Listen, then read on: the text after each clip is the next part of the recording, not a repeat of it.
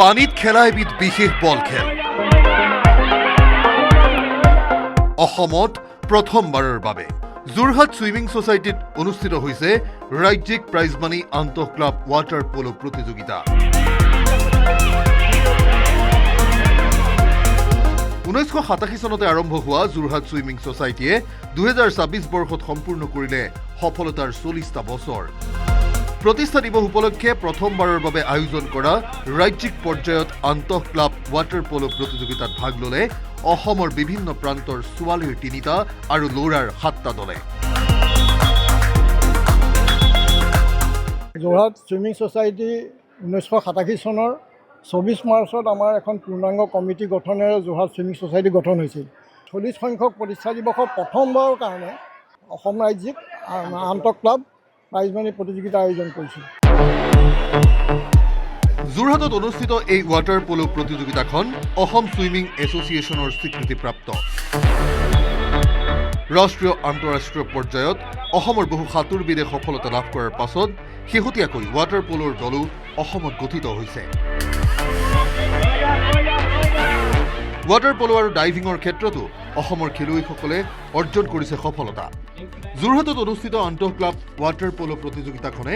এই খেলক এইবাৰ এক অনন্য মাত্ৰা প্ৰদান কৰিছে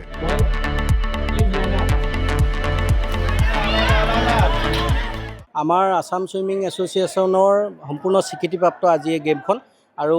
যোৰহাট সুইমিং ছ'চাইটিৰ যি ঐতিহাসিক এক যাত্ৰা এই 40 বছৰ আজি যি প্ৰতিষ্ঠা দিবগে প্ৰতিষ্ঠা দিৱসৰ লগত সংগতি ৰাখি তেখেতসকলে আমাক এইটো প্ৰস্তাৱ আগবঢ়ালে অসম সাঁতোৰ সন্থাক আৰু অসম সাঁতোৰ সন্থায়ো এই খেলখন অনুষ্ঠিত কৰিবলৈ পাই আমিও সৌভাগ্যৱান বা গৌৰৱান্বিত বুলি ভাবিছোঁ যোৰহাট সুইমিং সোসাইটিৰ পূৰ্ণাংগ জলক্ৰীড়া প্ৰকল্পত 3টাকৈ সুইমিং পুল আছে আৰু ইয়াৰ এটা সুইমিং পুল হৈছে অলিম্পিকৰ সুইমিং পুলৰ জোখৰ যোৰহাটৰ তিনিকুণীয়া পুখুৰীৰ পৰা যাত্ৰা আৰম্ভ কৰি বৰ্তমান আধুনিক সুইমিং পুলৰ পৰা বহু প্ৰতিভাৱান সাঁতোৰবিদ সৃষ্টি কৰিছে যোৰহাট সুইমিং সোসাইটিয়ে আমাৰ ইয়াত 3টা পুল টডলাৰ পুল এটা learner scam warm up pull আৰু এটা পূৰ্ণাংগ অলিম্পিক সাইজ পুল আছে ইয়াতে আপোনাৰ সাঁতোৰ ক্ৰীড়াৰ প্ৰশিক্ষণৰ লগতে আপোনাৰ ইয়াৰ পৰা আমাৰ বিভিন্নজন খেলুৱৈয়ে ৰাষ্ট্ৰীয় আন্তঃৰাষ্ট্ৰীয় লেভেলতো পাৰদৰ্শিতা আগবঢ়াইছে অনাগত দিনৰ বাবে যোৰহাট সুইমিং সোসাইটিয়ে আৰু বহু পৰিকল্পনা হাতত লৈছে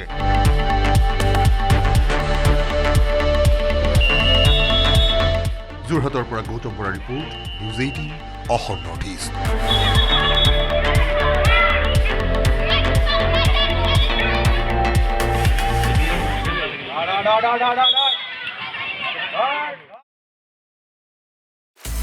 আপুনি বিচৰা বাতৰি পাব কেৱল নিউজ 18 এপত নিউজ 18 এপ ডাউনলোড কৰিবলৈ স্কেন কৰক এই QR কোড গুগল প্লে ষ্টৰতো পাব এই নিউজ 18 এপ